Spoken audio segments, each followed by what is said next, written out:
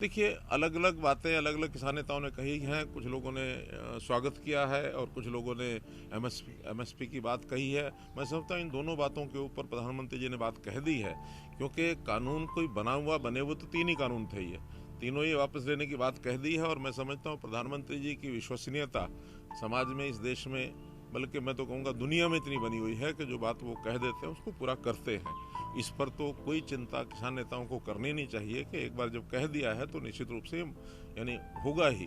बल्कि अपने विपक्ष के नेताओं ने भी ये कहा है। अभी मैं हुड्डा जी के एक स्टेटमेंट सुन रहा था तो उन्होंने भी कहा है कि जब प्रधानमंत्री ने कहा है तो लोकतंत्र में विश्वास ही करना चाहिए, विश्वास करेंगे और उसको वापस करेंगे। अविश्वास की कोई बात नहीं है।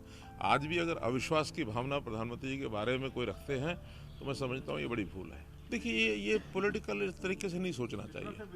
किसानों के हित में हम हमेशा सोचते हैं, चाहे इन कानूनों के द्वारा लागू होने के बाद जो स्थिति थी वो अजम्पशन यही थे कि किसानों को लाभ होगा। बीजेपी का कोई कद नहीं। 700 जाने चले गई हैं, शहादतें हो गई हैं। यही बात हमने पार्लियामेंट में कहा था, मैंने बोला था प्रधानमंत्री जी को कि जो आपने काले कानून बनाए हैं ये देश के किसान नहीं मानते। अब आप मत कानून लेके आए। जो हमने बात कही थी वो सच हुई। अकाली दल बीजेपी के साथ दिखाई दे सकता है? नहीं। किसान कह रहे हैं अभी जब तक रद्द नहीं कर जाते पूर्ण तौर पर उठेंगे नहीं, धरने पर बैठे रहेंगे। चलो वो फैसला उनका है, पर अब ऐलान हो गया है। वो मुझे लगता है जल्दी वो भी हो जाएगा। बीजेपी का कोई कद नहीं। 700 जाने चले गई हैं, शहादतें हो गई हैं।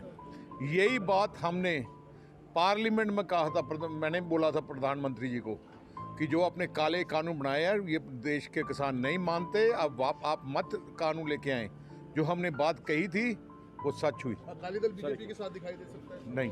किसान कह रहे हैं अभी जब तक रद्द नहीं कर जाते पूर्ण तौर पर उठेंगे नहीं, धरने पर बैठे रहेंगे। चलो वो फैसला उनका है, पर अब ऐलान हो गया है। वो मुझे लगता है जल्दी वो भी हो जाएगा। Today will indeed be a day that will go down in history as how the people had to fight for their own rights. A bill that was passed in the most undemocratic way, not discussed with any farmer, not discussed with any ally.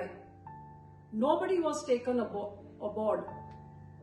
But the way the bills were passed, which forced the farmers to get onto the streets and fight for their rights. Today is indeed a day to remember those 800 farmers who've laid down their lives fighting to get these bills repealed. We can never forget them and we can never thank them enough.